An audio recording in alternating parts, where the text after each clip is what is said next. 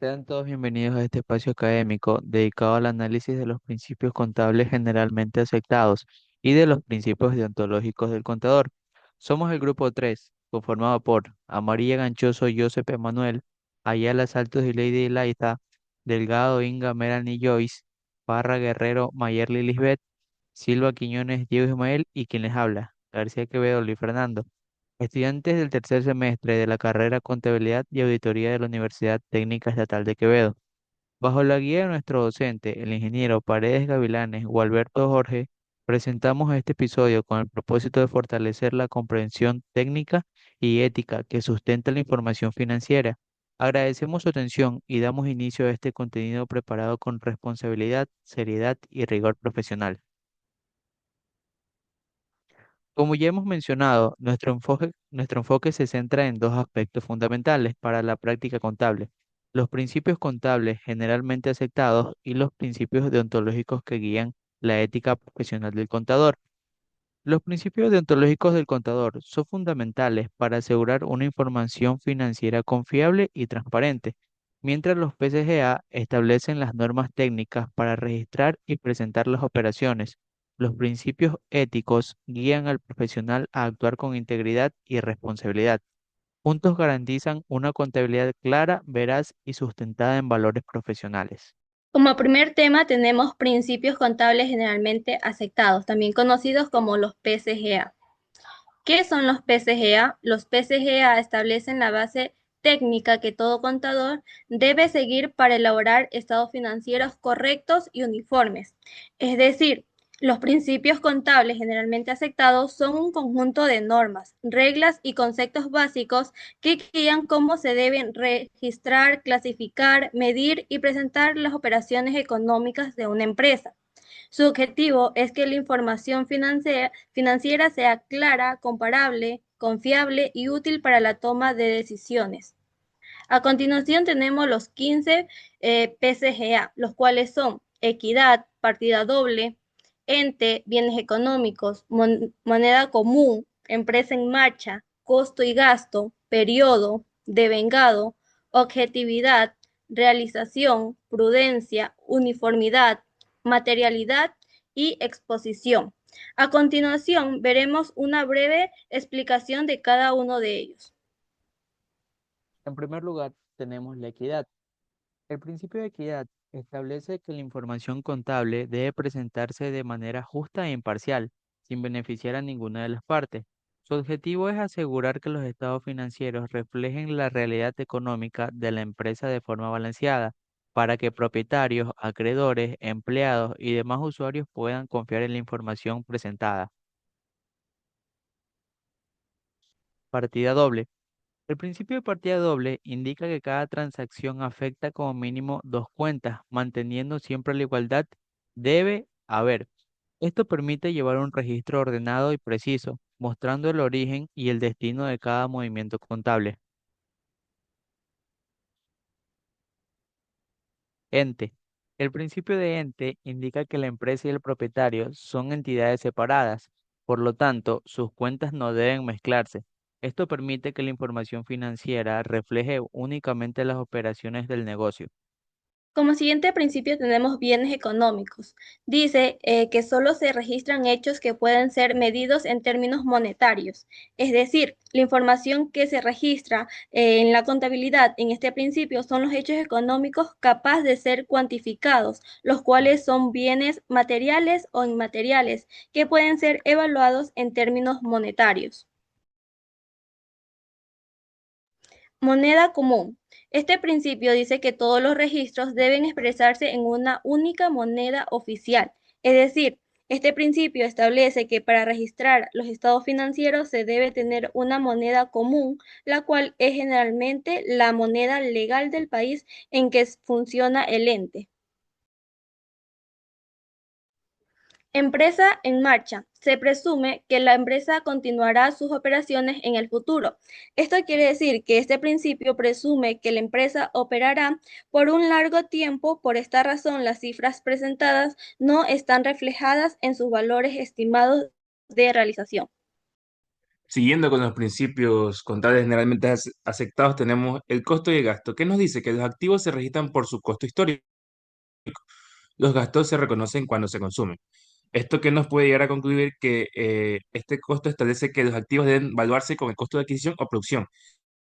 Y este costo incluye el precio de adquisición más todos los esfuerzos necesarios para importarlo al activo y como transporte, seguros, entre otros.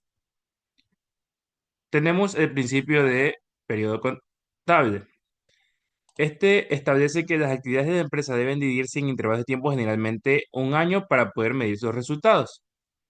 El propósito de este, como ya se dijo, es poder medir los resultados y le responde a la necesidad de obtener información periódica sobre los resultados operativos y la situación financiera de la entidad. Como característica de esto, tenemos que comprende generalmente un año o 12 meses, normalmente coincide con el año calendario y permite comparar estados financieros de periodos diferentes. El siguiente principio es el de vengado, el que dice que los ingresos y los gastos se reconocen cuando se generan, no cuando se cobran o cuando se pagan. Como ventajas tenemos que proporciona una imagen fiel de la situación financiera del negocio y refleja resultados reales del ejercicio, independientemente de cobros y pagos. El principio de objetividad. Los cambios en los activos, pasivos y el patrimonio de la empresa deben medirse y registrarse objetivamente en los registros contables, siguiendo todos los principios tan pronto como sea posible. El objetivo del principio de objetividad es asegurar que la información contable sea confiable, verificable e imparcial, exigiendo que todas las transacciones se registren con base de evidencia comprobable como documentos, contratos o comprobantes. De esta manera, los estados financieros reflejan hechos reales, libres de interpretaciones subjetivas, permitiendo que cualquier auditor o tercera pueda confirmar la exactitud de los registros contables. Principio de realización. Es el principio contable que establece que los ingresos y ganancias solo debe reconocerse cuando se han realizado. Es decir, cuando la transacción se ha completado y existe un derecho a cierto de recibir el pago, generalmente el momento que le entrega el bien o la prestación del servicio. El objetivo de este principio la de la realización es garantizar que los ingresos y ganancias se reconozcan únicamente cuando sean reales y estén efectivamente devengados, es decir, cuando la transacción se haya completado y exista un derecho cierto a recibir el pago. Principio de prudencia. Conocido también como principio de conservadurismo, este principio dice que no deben subestimar ni sobreestimar los hechos económicos que se van a contabilizar. Es decir, que cuando se contabiliza siempre es escoger el menor valor para el activo. Esto involucra que ante dos o más alternativas debe elegirse la más conservadora. El objetivo de este principio de prudencia es evitar que los estados financieros sobrevaloren activos o ingresos o subvaloren pasivos o gastos, garantizando así una imagen más realista y conservadora de la situación económica. Principio de uniformidad. La empresa debe usar los mismos criterios contables de manera consistente. Es decir, los procedimientos de registro que usa la contabilidad en un ejercicio contable deben ser iguales a los usados en el ejercicio anterior. En caso contrario, debe señalarse por medio de una nota aclaratoria. Principio de materialidad. Solo la información importante debe ser registrada y presentada. Esto implica que solo deben registrarse y presentarse en los estados financieros los hechos económicos y transacciones que tengan un impacto significativo o relevante en la toma de decisiones de los usuarios. Principio de exposición. La información financiera debe ser clara, completa y suficiente para comprender la situación de la empresa. Esto quiere decir que debe exponer periódicamente un informe con los resultados de las operaciones y los bienes que posee la empresa. Como segundo tema tenemos principios deontológicos del contador. ¿Qué son los principios deontológicos del contador? Son reglas éticas que aseguran que el contador actúe con integridad, objetividad, confidencialidad, independencia, competencia y responsabilidad al ejercer su profesión. En pocas palabras, los principios deontológicos del contador son las normas éticas que guían el comportamiento y la conducta profesional del contador público. Estos principios establecen cómo debe actuar el contador para garantizar honestidad, transparencia, responsabilidad y confianza en su trabajo.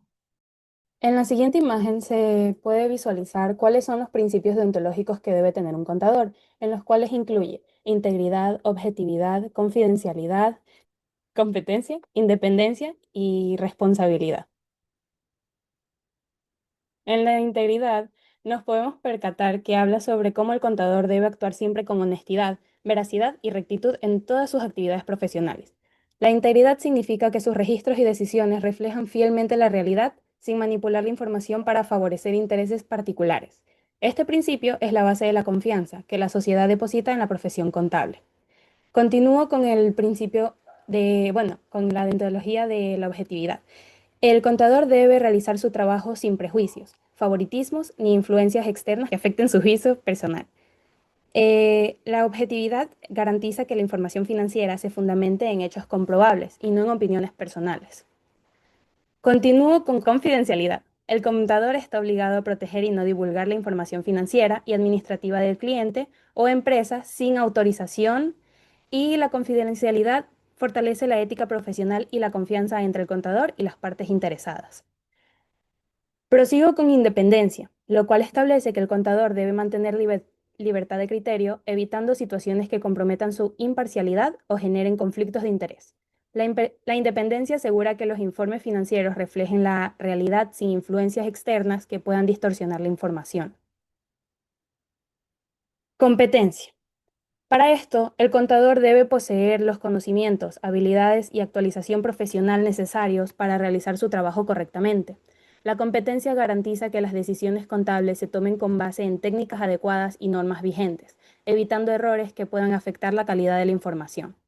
Responsabilidad nos habla sobre cómo el contador debe cumplir con las normas legales, técnicas y éticas, asumiendo las consecuencias de su labor. La responsabilidad implica garantizar la calidad del trabajo realizado y responder por los efectos que sus informes puedan tener en la toma de decisiones empresariales. Conclusión. Los PCGA y los principios deontológicos del contador constituyen la base ética y técnica que garantiza la correcta práctica profesional. La interacción entre ambos marcos asegura que la información contable no solo cumpla con criterios técnicos, sino que también responda a estándares éticos que preserven la confianza de usuarios, inversionistas y la sociedad. En conjunto, los PCGA y la ética profesional fortalecen la credibilidad del sistema contable, promueven decisiones responsables y consolidan la imagen del contador como un profesional competente, íntegro, comprometido con la verdad económica. Esto ha sido nuestra exposición sobre los PCGA y los principios deontológicos del contador. Muchas gracias.